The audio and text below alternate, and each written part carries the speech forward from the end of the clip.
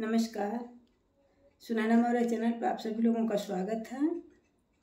मैं एक जिउतिया सोहर गीत गाने जा रही हूँ। जिउतिया माता के बारे में, कहाँ की हैं और कहाँ से आई हैं, कहाँ उनका मायका है और कहाँ उनका ससुराल है। आप लोग चैनल पर नए हैं तो सब्सक्राइब कर लीजिएगा और पूरा वीडियो जरूर देखिएगा, तभी आप लोगों को सोहर के बारे में पता चलेगा और आप लोग फुल वॉच कीजिएगा।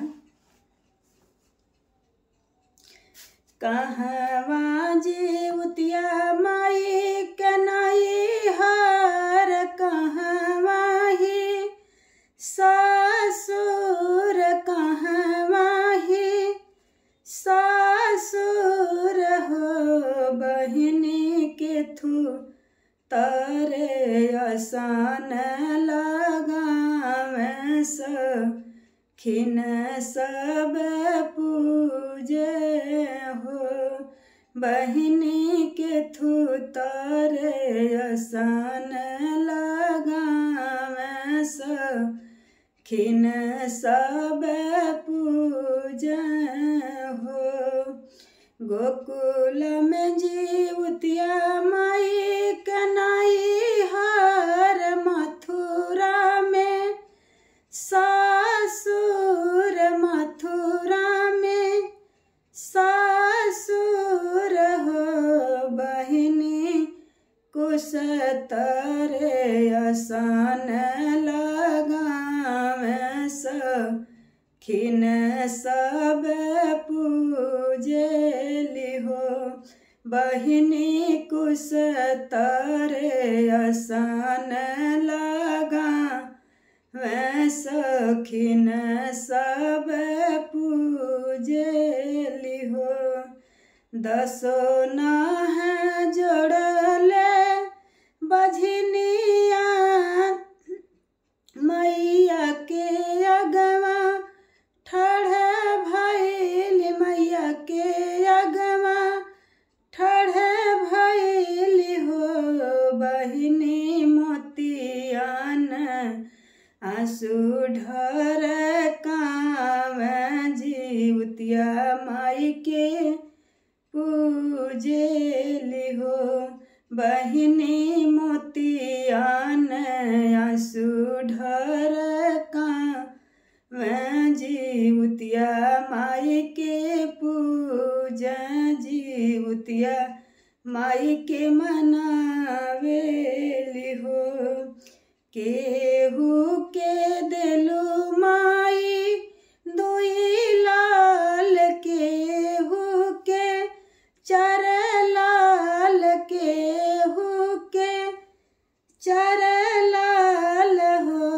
मैया हम हूँ बझनिया रहली ठाढ़, हमें नाही चितवेलु हो। मैया हम हूँ बझनिया रहली ठाढ़, हमें नाही चितवेलु हो। एतानी बचन सुनी जिउतिया मैया बहुत भावुक भइल, बहुत भावुक भइल हो। मैया बझनी के सुनी के अरजिया, चरमा फूल गिरावेली हो। मैया बझनी के सुनी के अरजिया, चरवा फूल गिरावेली हो। जाऊ न ये बेटी अपन घर, अपने सजन घर, अपने सजन घर हो। बेटी नावा महीना जब बीती है त ललना जनमी है हो। बेटी नावा महीना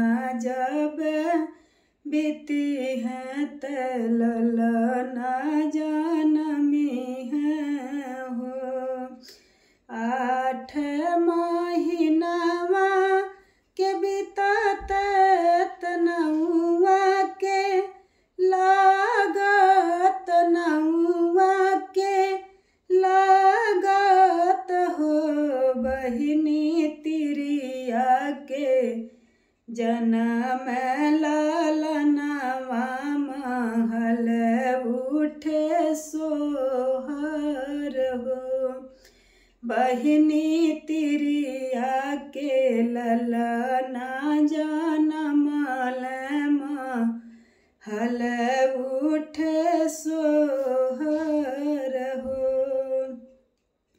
सवन भादउआ के बीतत अश्विनी मास लगत अश्विनी मास लगत हो तिरिया गोदिया में लेई के लालनवा जीवतिया माई के पूजेली हो तिरिया गोदिया में लेई के लालनवा जीवतिया माई के पूजे हो कहवा जीवतिया माई के नाई हर कहवा ही सासुर कहवा ही सासुर हो बहिनी के थू तारे असन लगावे सखिन सब पूजेली हो बहिनी के थू तारे असन लगावे सखिन सब पूजेली हो। सोहर गीत कैसा लगा आप लोग कमेंट बॉक्स में ज़रूर बताइएगा। अगर अच्छा लगे तो लाइक शेयर कमेंट सब्सक्राइब जरूर करिएगा। वीडियो देखने के लिए बहुत बहुत धन्यवाद।